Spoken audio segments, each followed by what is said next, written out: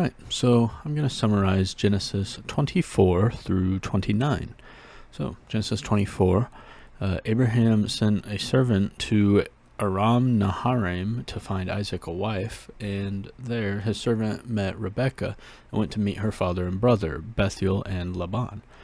He explained the oath between him and Abraham, how the servant was supposed to find a wife for Isaac, and Rebekah decided to go with the servant back to Isaac, who then married her. Then in chapter 25, Abraham died at age of 175 and left everything to Isaac, and Isaac and Abraham's other son with Hagar, Ishmael, buried him with his wife Sarah in the field of Ephron the Hittite. Isaac then prayed for Rebekah to become pregnant, and she gave birth to twins, Esau and Jacob. Isaac loved Esau more, and Rebekah loved Jacob more. Just because of their personalities and interests in that. Esau ended up giving up his birthright to Jacob for some bread and some lentil soup at one point when he thought he was about to die.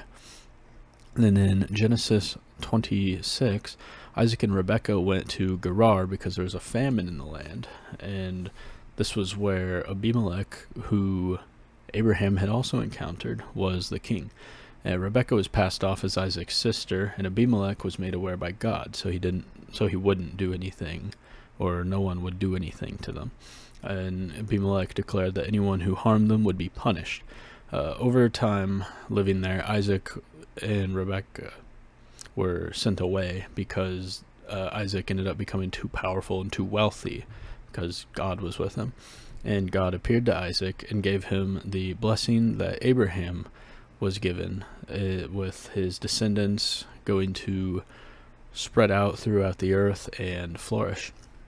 Then Abimelech and Isaac made a peace treaty similar to the one Abimelech and Abraham made. In Genesis 27, Isaac asked Esau to get him some game and cook it for him before he died, and he would give Esau his blessing. So Esau left to do that, and Rebekah overheard this and gave Jacob some food and disguised him and told him to bring it to Isaac to get the blessing. So he did. Isaac couldn't see because he was really old and thought it was Esau, so he gave Jacob his blessing. Esau came back and received another blessing from Isaac, but it wasn't the one he wanted because the one he wanted was given to Jacob already. Esau decided he was going to kill Jacob after Isaac died, so Rebekah sent Jacob to Laban in Haran, who was her brother. On moving to Genesis 28, on his journey, Jacob got a dream from God. He received a dream from God, and God had promised Jacob that his descendants would acquire the land that he was in. And in return for being safe on this journey and having a successful journey, Jacob promised 10% of everything to God. And then Genesis 29, Jacob arrived at his destination, met some shepherds, and asked if they knew Laban. Jacob saw Rachel with the sheep and went with her to meet Laban. Jacob offered to work for Rachel to be his wife, and Laban said, sure, for 7 years of work. So he worked for 7 years, and then Laban gave him Leah, Rachel's older sister, and said, if you want Rachel, 7 more years.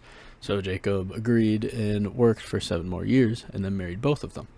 And Leah ended up having 4 children, and then stopped having kids, while Rachel remained childless at the end of Genesis 29.